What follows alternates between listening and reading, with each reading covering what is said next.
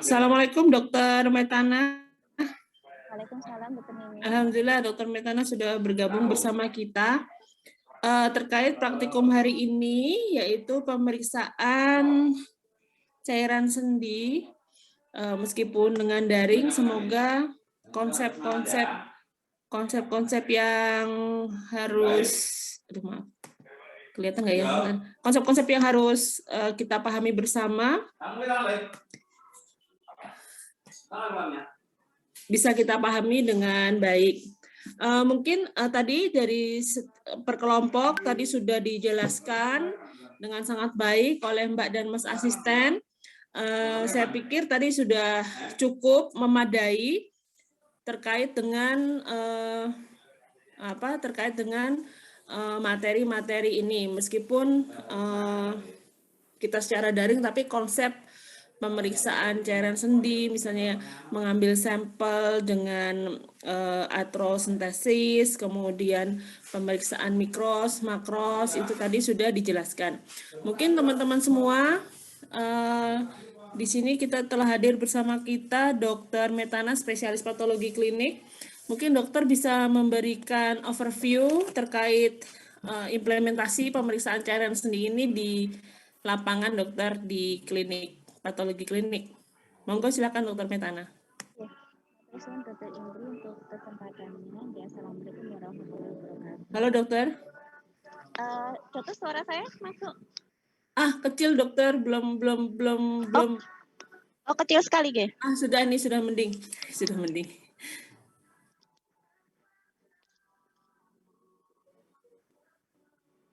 Seger banget dok, di mana dok ini dok? Di taman. Tampon? Belum dok. Gimana teman-teman, mungkin bisa feedback juga. Kalau di tempat saya kok agak kecil ya suaranya Dokter Metana. Tidak terdengar. Coba cek lagi dok. Cek sound. Halo?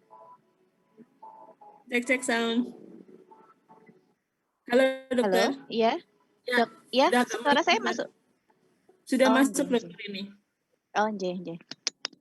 Ampun, masuk nggih. Halo? Sudah dokter, monggo. Oh, nggih. Assalamualaikum warahmatullahi wabarakatuh. Terima kasih Dokter Indi atas kesempatannya. Untuk overview sendiri, kalau misalnya di lapangan ya dokter, untuk pemeriksaan cairan sendi ini sebenarnya sangat jarang dilakukan, kecuali di rumah sakit rumah sakit rujukan gitu. Jadi kalau untuk rumah sakit yang untuk tipe C, tipe D seperti itu biasanya sangat jarang kita lakukan karena mungkin terbentur dari biasanya untuk spesialisnya juga untuk pemeriksaan ini kan jarang enten nggih. Jadi kalau di pinggiran itu jarang sekali dilakukan. Tapi untuk di rujukan seperti di Rumah Sakit Dr. Muardi seperti itu sangat sering menerima, ya paling 1 bulan itu ada sekitar 1 sampai 2 pasien nggih. Itu rata-rata seperti itu. Karena memang mungkin kasusnya juga enggak banyak. Ini kan untuk analisa cairan sendi itu kan biasanya kita mengambilnya itu untuk kasus-kasus yang curiga, misalnya dia itu adanya inflamasi seperti ada gout arthritis hingga dia sampai ke sendi gitu. Tapi sangat jarang sih sebenarnya memang kasusnya. Ini saya sempat membuat PPT sedikit dokter. Monggo dokter, boleh share screen, silakan dokter. Ya. Izin untuk share screen. Ya.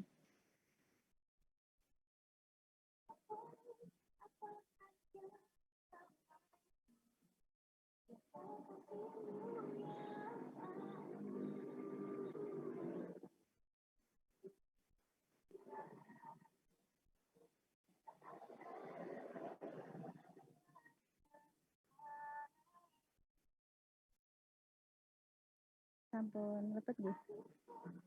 Ini untuk kasus-kasus yang mawon nggih dok. Ini sebenarnya hampir sama di PRK di buku panduan sih dok ada. Jadi kita kalau mengklasifikasikan itu memang ada non-inflamatori, inflamatori, kemudian septik itu untuk kasus-kasus infeksi dan juga perdarahan. Jadi di sini digambarkan bahwa memang untuk kasus non-inflamatori dan inflamatori itu kita banyakkan lihat dari color, viskositas, kemudian angka leukosit, kemudian jumlah neutrofilnya, itu yang rata-rata kita perhatikan, dan juga glukosa. Karena yang sering kita lakukan kan warna, viskositas, kemudian leukosit, glukosa. Kalau di buku panduan kan ada pemeriksaan serologi, itu pada umumnya sih jarang kita lakukan, Dok. Jadi yang kita lakukan itu hanya makros, mikros, kemudian mikrobiologi. Mikrobiologi pun itu juga juga jarang. Jadi kalau memang sudah kita dari screeningnya dari makros, mikros itu mungkin ke arah infeksi, biasanya baru dilakukan pemeriksaan mikrobiologi. Jadi memang kita save beberapa tabung. Jadi seperti LCS itu kita bagi, kemudian kalau memang kita sudah melakukan pemeriksaannya secara makros dan mikros ke arah septik, itu baru nanti ada identifikasi kuman secara mikrobiologi. Kalau serologi itu memang sangat jarang. Jadi kasus-kasus yang paling sering terjadi itu adalah kasus-kasus rheumatoid arthritis atau gout arthritis. Jadi di grup 2, di inflamatori. Di situ biasanya paling sering kita temui di lapangan, karena memang kasus gout kan lebih banyak, dan biasanya karena gout itu kan dia bergejala, jadi nyeri hebat, besar, bengkak seperti itu. Jadi kebanyakan datang itu posisinya seperti itu. Kalau untuk kasus seperti osteoartritis itu kan sebenarnya long term, jadi kadang tidak merasakan di awal-awal, jadi nanti di akhir baru kerasa seperti itu. Jadi kalau misalnya kasus-kasus yang paling sering ditemui di lapangan itu adalah kasus-kasus inflamatori, dokter. Dan juga infeksi, itu pun juga infeksi kalau enggak di di rumah sakit besar juga jarang sih itu untuk infeksinya. Kemudian ini adalah gambaran, saya mau nunjukin ini. Ini adalah kristal yang paling sering kita temui. Jadi di sini paling sering kita temui adalah monosodium urat. Jadi dia bentuknya seperti jarum-jarum seperti ini. Dan juga ada kalsium oksalat seperti envelope, amplop. Ini yang paling sering kita temui ya. Kalau kolesterol tinggi biasanya masuk ke kristal kolesterol. Ini gambarannya. Ini ada beberapa gambaran kristal yang sering ditemui di lapangan. Ini menggambarkan ada monosodium urat, kemudian kalsium pirofosfat, kolesterol, kortikosteroid ini, kemudian ada kalsium oksalat dan juga Ca fosfat.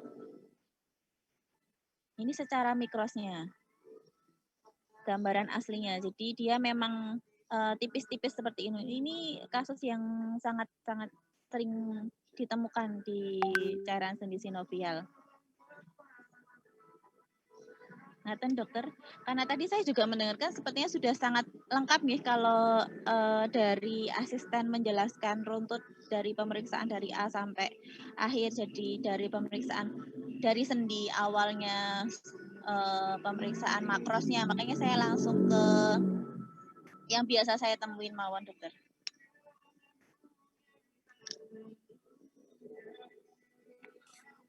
Baik, terima kasih Dokter Metana. Overview dari Dokter Metana tadi bahwa kalau di lapangan dilakukan tadi kalau tergantung ya, kalau serologis kalau ada indikasi yang lebih lanjut lagi. Kemudian yang sering ditemukan adalah kristal urat. Mungkin dari teman-teman dari penjelasan dan dari praktikum tadi ada yang ingin ditanyakan sebentar terkait dengan teori dan diskusi yang tadi telah dilakukan pagi maupun siang, shift pagi maupun shift siang. Ada yang ingin ditanyakan?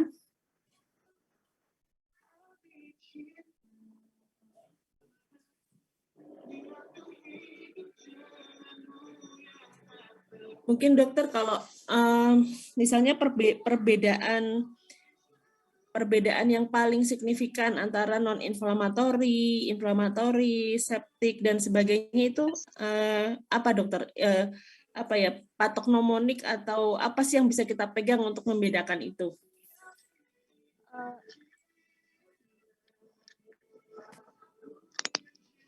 untuk yang non-inflamatorik dan inflamatorik itu biasanya kita lihatnya di WBC count-nya gitu dokter. Jadi dari rata-rata dari WB non-inflamatorik itu peningkatannya tidak sampai 3.000. Jadi dia itu cenderungnya lebih sedikit yang non-inflamatory jumlah leukositnya. Kemudian dominannya itu juga enggak dominan PMN. Jadi PMN-nya sedikit, hanya sekitar kurang dari 25%. Terus kemudian yang ketiga adalah glukosanya. Jadi glukosanya juga kurang dari 20 mg karena kan dia sifatnya non-inflamatory. Kemudian kalau dari viskositasnya biasanya masih seperti normal. Jadi dia tetap kental dok. Jadi enggak cair. Jadi untuk viskositasnya seperti itu. Baik, jadi untuk membedakan adalah dari white blood cell-nya, kemudian glukosa. Dan kalau viskositas masih hampir sama ya di antara semuanya. Mungkin teman-teman ada yang mau ditanyakan? Mumpung ada Dr. Metana, spesialis patologi klinik yang sengaja dihadirkan untuk overview sore kali ini. Beliau sudah meluangkan waktu untuk kita semua. Monggo, teman-teman yang ingin bertanya.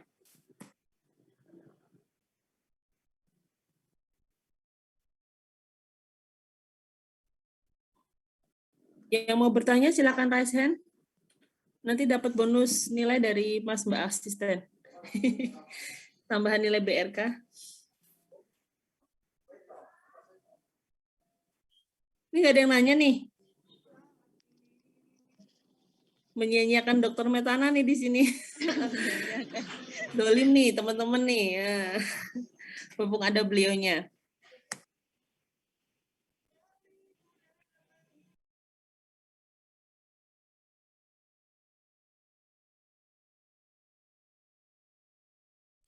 Kalau kasus terbanyak itu berarti OA atau GOUT, dok? Kalau kasus klinis terbanyak dari hasil yang selama ini? GOUT, dok. GOUT artritis paling banyak, dok. GOUT artritis gitu, oke. Okay. Ayo nih, saya belum lihat ada yang raise hand.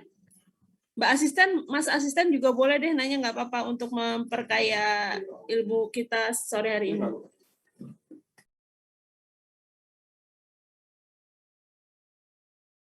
Mbak Regita, silakan. Baik, terima kasih dokter sebelumnya. Tapi saya izin bertanya di luar dari materi, tapi masih mengenai cairan sendi, apakah boleh dokter? Silakan, nggak apa-apa. Oke, baik. Saya izin bertanya, saya pernah melihat suatu kasus di suatu klinik, itu ada orang tua lansia itu yang bahasa umumnya itu kekurangan cairan sendinya. Tapi itu harus dilakukan pengecekan cairan sendi. Nah, sementara yang tadi saya lihat itu volumenya itu kan lumayan ya, cukup besar. Itu apakah akan berpengaruh pada pasien tersebut? Itu maksudnya ada kontraindikasi tidak dokter untuk kasus seperti itu? Mungkin itu dokter, terima kasih. Baik, monggo Dokter Metana. Oke, matur suwun Mbak Regita nggih. Oke, kalau untuk kasus-kasus seperti itu berarti kasus-kasus dengan OA kemungkinan kecenderungannya ke diagnosanya adalah osteoartritis nggih. Memang disebutkan di literatur itu bahwa untuk pengambilan cairan sendi yang dia normal saja nggih, normal. Jadi dia tidak terjadi efusi cairan, itu tuh memang disebutkan bahwa itu memang sangat sulit. Apalagi untuk kasus-kasus yang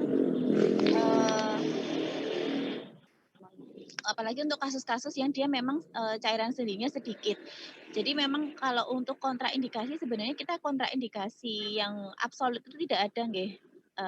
Mbak, untuk secara literatur tuh untuk kontraindikasinya itu tidak ada. Cuma memang kita perlu kewaspadaan sendiri untuk kasus-kasus yang seperti ini. Jadi memang untuk membantu penegakan diagnosis, tapi kita harus berhati-hati.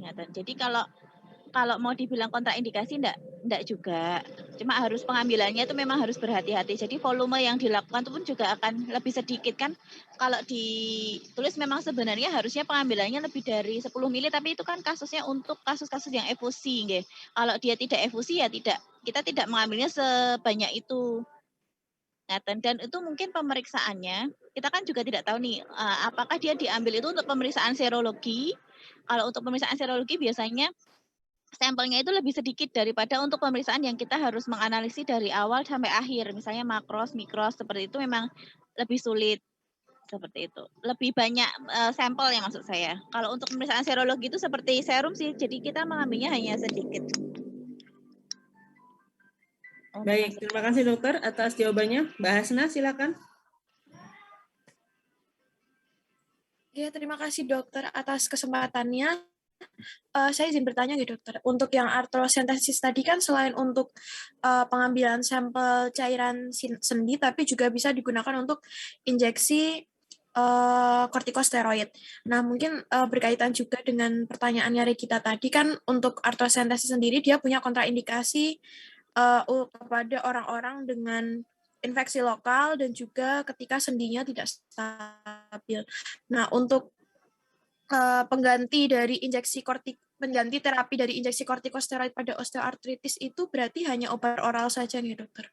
Mungkin itu saja dokter pertanyaan saya. Terima kasih. Oke, terima kasih Mbak. Kalau dari literatur saya sih sebenarnya untuk kontraindikasi itu yang absolut tidak ada nggih. Cuma kita juga melihat kondisi pasien. Misalnya memang tidak memungkinkan untuk kita melakukan suatu injeksi di tempat infeksi, ya kita tidak akan memaksakan injeksi di tempat infeksi. Atau mungkin kita bisa menggunakan suntikan, tapi jadi kita bentuknya sistemik, jadi tidak lokal di bagian sendi saja, tapi suntikan kortikosteroidnya kita bentukan sistemik. Tapi itu kembali lagi kebijakan dari dokter penanggung jawabnya nggih untuk pengobatan itu. Kalau untuk pengobatan nggih. Jadi dilihat juga dari kondisi pasien yang pertama, terus yang kedua juga dilihat dari keparahan atau tingkat keparahan dari penyakitnya. Jadi kita untuk melakukan suatu tindakan itu kan melihat mana yang lebih menguntungkan, istilahnya mana yang lebih penting gitu. Apakah infeksi lokal itu bila kita melakukan injeksi itu lebih berbahaya dibandingkan bila kita tidak menginjeksi. Jadi itu ada pertimbangannya sendiri di masing-masing kasus. Itu perlu pertimbangan juga untuk DPJP-nya, dokter penanggung jawabnya. Baik, terima kasih dokter. Silakan pertanyaan lain terkait dengan praktikum dan yang sudah didiskusikan tadi.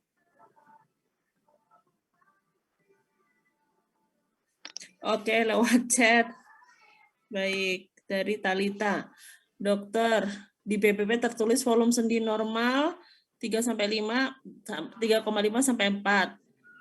Tapi 1 sampai 35 cc dianggap normal. Jadi standar volume sendi yang normal, dokter. Apakah ada ketentuannya atau bagaimana? Terima kasih. Ya, matur suwun. Kalau dari literatur saya, itu saya ngambilnya normalnya 3,5 sampai 4 cc. Oke, sesuai BPP berarti nggih. BPP. Oke, baik. Jadi 3,5 sampai 4 cc ya, Mbak Talita. Begitu. Selanjutnya, ada lagi?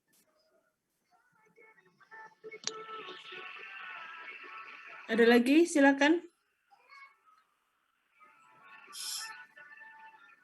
Halo. Sami-sami Mbak Talita. Iya. Ada lagi nggak pertanyaan? Ini sepi-sepi aja nih dok nih. Kayak berarti tadi diskusinya sudah lengkap dan sudah jelas semua ya.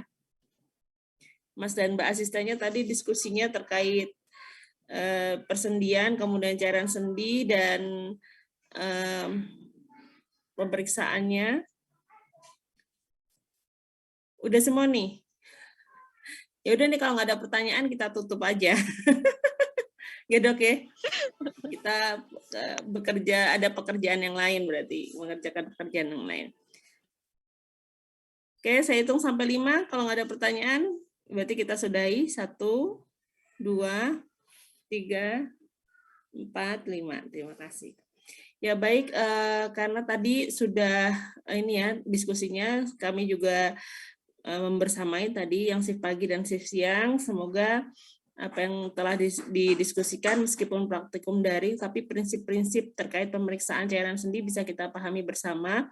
Dan tadi tambahan dari Dr. Metana, mungkin nanti Dr. Metana berkenan men-share PPT-nya untuk tambahan bacaan teman-teman asisten dan adik-adik praktikan, Dokter.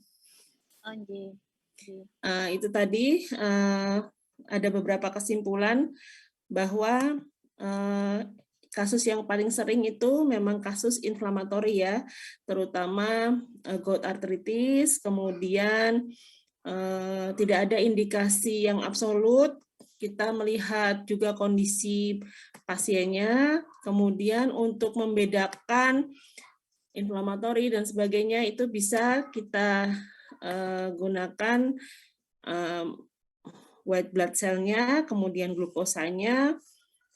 Nah, itu kemudian yang tadi kasus tersering adalah tadi Dr. Metana sudah memperlihatkan gambaran pemeriksaan sendi bahwa terdapat kristal ya, kristal urat yang itu mengarah ke gout arthritis. Mungkin itu aja yang bisa kita diskusikan overview dari praktikum sehari ini tadi. Kalau tidak ada yang ini didiskusikan, saya ucapkan terima kasih Dr. Metana sudah meluangkan waktu sore hari ini. Terima kasih sekali. Dan teman-teman semua juga Mbak dan Mas Asisten yang bergabung. Terima kasih. Wassalamualaikum warahmatullahi wabarakatuh. Waalaikumsalam warahmatullahi wabarakatuh. Terima kasih, Terima kasih, dokter. dokter. Terima kasih dokter. Terima kasih dokter.